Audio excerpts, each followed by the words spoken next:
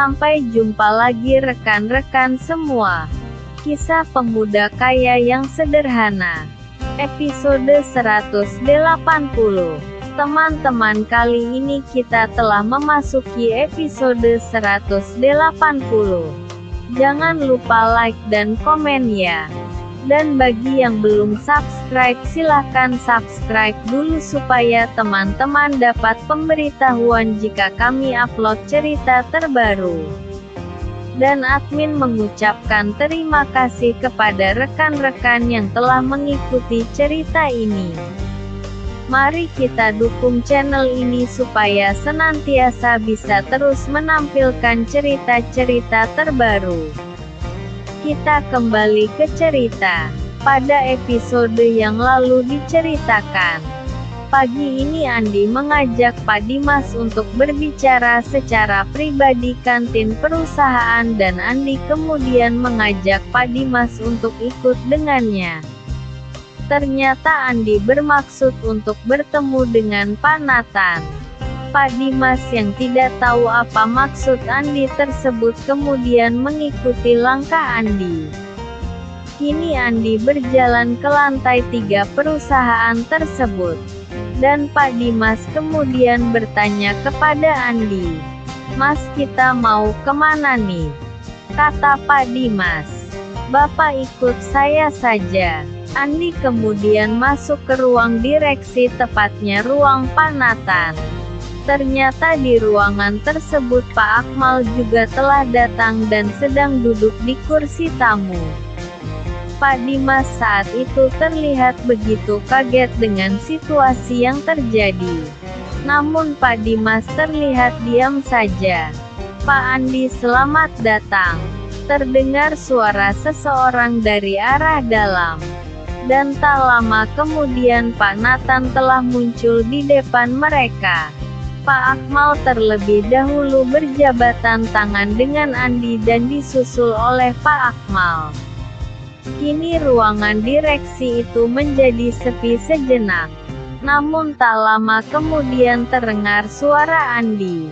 "Pak, saya ada yang mau saya bicarakan dengan bapak-bapak." "Pak, perkenalkan, ini adalah atasan saya, namanya Pak Dimas. Ini juga yang mau saya bicarakan dengan bapak-bapak." "Pak, kalau boleh mohon Pak Dimas ini direposisi. Tidak mungkin beliau ini terus-menerus di bagian cleaning service. Saya ingin beliau dipindah ke bagian lain yang bisa disesuaikan dengan kemampuan beliau. Tolong Bapak cari satu posisi yang tepat untuk beliau. Bisa kan Pak?" tanya Andi kepada Pak Akmal. Mendengar kata-kata dari Andi tersebut, Pak Akmal kemudian berkata, "Tentu bisa Pak. Ini pekerjaan mudah bagi saya." Beberapa saat kemudian Pak Akmal kemudian melihat ke arah Pak Dimas. Ternyata Pak Dimas yang tidak pernah bertemu dengan direksi kali ini terlihat begitu canggung dan grogi. "Pak Dimas mau posisi apa dan di mana Pak?" tanya Pak Akmal. Mendengar pertanyaan dari Pak Akmal tersebut, Pak Dimas nampak dibuat gugup karenanya. "Saya terserah perusahaan saja Pak. Apalagi, saya ini kan ilmu juga pas-pasan dan usia sudah segini Pak. Kalau Bapak saya pindahkan ke bagian admin mau apa tidak Pak?" tanya Pak Akmal.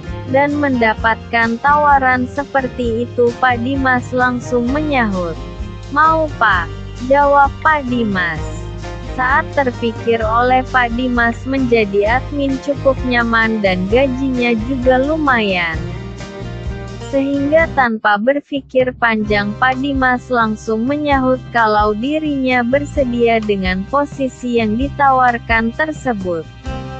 "Nah, kalau begitu Pak Dimas, nanti persiapkan orang untuk mengganti posisi Pak Dimas di bagian cleaning service.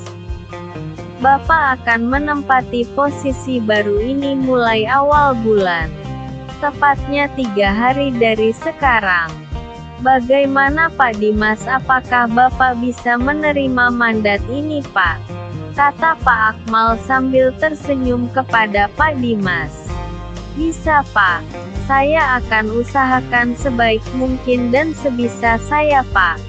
Jawab Pak Dimas. Mendengar Pak Dimas yang terlihat bersemangat tersebut, Andi terlihat tersenyum. Pak Akmal kemudian melanjutkan percakapannya kembali.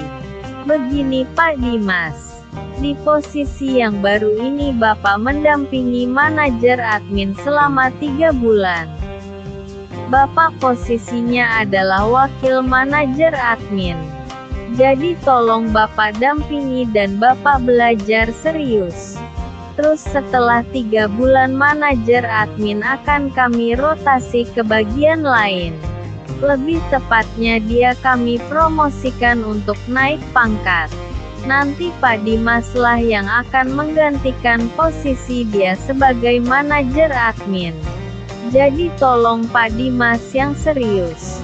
Dan ingat, untuk orang yang menggantikan posisi sebagai kepala cleaning service Bapak jangan menunjuk Pak Andi. Nanti saya yang marah Pak, kata Pak Akmal. Andi dan Pak Nathan saat itu tidak bisa menyembunyikan tertawa mereka ketika Pak Akmal berkata seperti itu. Dan Pak Akmal kembali melanjutkan pembicaraannya. Pak Dimas juga tolong jangan berkata apapun dan kepada siapapun tentang peran Pak Andi dalam penunjukan posisi baru ini. Anggaplah Pak Andi tidak berperan apapun. Bapak harus bisa jaga rahasia ini, kata Pak Akmal terlihat serius. Sudah, saya rasa cukup urusan saya dengan Pak Dimas Pak Andi, kata Pak Akmal kepada Andi. Dan mendengar perkataan Pak Akmal tersebut, Andi kemudian berkata, baik kalau begitu Pak Dimas silahkan kembali bekerja Pak. Saya masih ada keperluan di sini sebentar, kata Andi kepada Pak Dimas. Baik Mas Andi, saya akan kembali bekerja. Pak, saya pamit dulu, kembali bekerja ya Pak, kata Pak Dimas meminta izin kepada Pak Akmal dan Pak Nathan. Dan tak berapa lama kemudian Pak Dimas terlihat meninggalkan ruang direksi tanpa Andi. Di sepanjang perjalanan ke ruang cleaning service, Pak Dimas tak henti-hentinya mengucapkan rasa syukur kepada Sang Pencipta atas kejadian yang tak pernah terbayangkan dalam hidupnya tersebut. Sungguh kejadian hari ini tak pernah terpikirkan oleh dirinya. Sebuah kejadian yang pasti akan merubah kehidupannya beserta keluarga. Sementara itu Andi yang masih di ruang Pak Nathan, kali ini Andi masih duduk di ruang tunggu. Pak Andi mau bicara di ruang meeting atau bagaimana Pak biar lebih enak, kata Pak Nathan kepada Andi. Sudah Pak, di sini saja. Ini Pak, saya ada yang mau saya bicarakan kepada Bapak berdua. Saya membutuhkan beberapa orang dari perusahaan ini. 1 orang direksi dan 2 orang manajer. Orang ini akan saya tarik ke salah satu perusahaan kami yang baru. Dari sini saya membutuhkan orang yang paham masalah kepegawaian dan masalah hukum. Sebenarnya yang cocok memang Pak Akmal, tapi saya tidak mau menarik Pak Akmal. Saya tidak mau Pak Akmal pindah ke tempat lain. Pak Akmal sudah cocok di sini. Tapi saya minta 1 orang untuk posisi ini dari perusahaan ini. Infokan kepada saya besok paling telat ya Pak. Dan untuk manajer saya ingin dari sini juga Bapak bisa menunjuk orang yang berpengalaman di perusahaan ini. 1 orang teknik dan 1 orang finance yang saya butuhkan Pak. Dan mendengar permintaan Andi tersebut, Pak Nathan kemudian bertanya kepada Andi, Bapak mau menempatkan mereka di mana, Pak? Andi kemudian menceritakan kalau saat ini dirinya telah membeli sebuah perusahaan di kota ini dan akan ada 2 perusahaan lagi yang akan dibeli sehingga saat ini memang banyak membutuhkan kandidat untuk menjadi pimpinan di perusahaan tersebut. Baik Pak, kalau begitu besok saya akan memberitahukan hal ini kepada Bapak, kata Pak Nathan. Kesini saja Pak, kata Andi sambil menyerahkan kartu nama Pak Andre. Dia staf saya Pak, posisinya di kantor pusat. Baik Pak, kalau begitu saya pamit dulu ya Pak, kata Andi kemudian. Baik Pak, silahkan, kata Pak Akmal dan Pak Nathan hampir bersamaan. Dan kini terjadilah pembicaraan antara Pak Akmal dan Pak Nathan setelah Andi meninggalkan ruangan. Wah, jangan bikin kecewa Pak Andi kita Pak, kata Pak Nathan kepada Pak Akmal. Iya Pak, bahaya. Orang yang kita hadapi ini pengusaha raksasa. Namun sebenarnya kita sungguh beruntung bisa dekat dengan Pak Andi. Minimal posisi kita aman Pak, kata Pak Nathan. Mendengar hal itu Pak Akmal kemudian berkata, iya Pak, Bapak lihat saja orang bernama Dimas itu. Sungguh beruntung banget ya dia. Mendengar perkataan Pak Akmal tersebut Pak Nathan kemudian berkata, itu namanya rezeki dan takdir Pak. Kadang kita tidak menyangka kalau kejadiannya akan seperti ini. Sementara itu Pak Dimas dan Andi kini berada di ruang cleaning service. Kali ini sudah menunjukkan pukul 11:30 siang. Tampak Andi mengambil perlengkapan kerjanya untuk merapikan beberapa ruangan yang berada di lantai 2. Pak, saya minta izin ajak mau ke lantai 3. Saya ngajak Mas Imam ya Pak, kata Andi kepada Pak Dimas. Imam yang kebetulan ada di ruangan tersebut tampak langsung berdiri dan mengikuti langkah Andi.